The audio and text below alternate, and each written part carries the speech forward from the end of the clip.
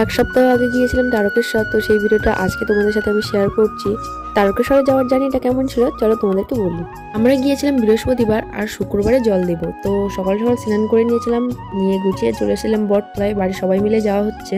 তো বটতলায় এসে সব মন্দিরে কিন্তু প্রণাম করে নিয়েছিলাম আর সবাই মিলে গাড়িতে উঠে পড়েছি। আর সোনা মুখটা এরকম করে রেখেছে, ও এই গাড়িতে করে যাবে না, ও টোটো গাড়িতে করে যাবে তার জন্য।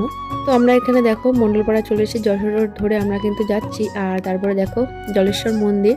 তো জলেশ্বর হয়ে কিন্তু আমরা গেছিলাম। তোমরা কোনোদিন রাস্তার প্রেমে পড়েছো? পড়োনি তো? তো একবার কল্যাণী হাইওয়ে ঘুরে এসো। আমরা গিয়েছিলাম কল্যাণী হাইওয়ে ধরে। তো রাস্তাটা মারাত্মক লেভেলের সুন্দর, আর ভিউটা জাস্ট অসাধারণ। তোমরা প্রচুর মানুষ গেছো জানি, তো কেমন লেগেছে অবশ্যই বলো। আমার তো বেশ দারুণ লেগেছে, মানে কি দারুণ! এত সুন্দর রাস্তা আমি আগে কোনোদিন দেখিনি। যাই হোক, রোদে গরমে গাড়ির হাওয়া খেতে খেতে চলে এসেছিলাম নিমাই তীর্থের ঘাটে। এখানে এসে বসে একটু রেস্ট নিলাম। তারপরে মাইকে অ্যানাউন্স করছিল যে বান এসেছে, তো তোমরাও দেখো।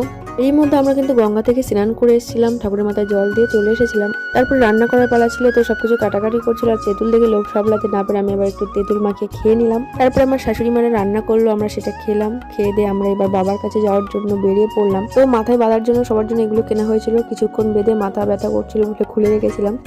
আর দেরিকে দেখো প্রচুর ভক্তরা কিন্তু হেঁটে যাচ্ছিল, সোনার পাপারা, ঠাম্মিরা, দাদুরা, কম বেশি সবাই হেঁটে যাচ্ছিল।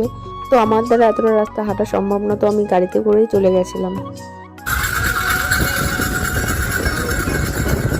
তারপরে রাত্রে আমরা মারোয়া চড়িতেছিলাম, সেখানে রেস্ট নিলাম এবং ভোরবেলা কিন্তু বেরিয়ে গেছিলাম তারকেশ্বরের উদ্দেশ্যে।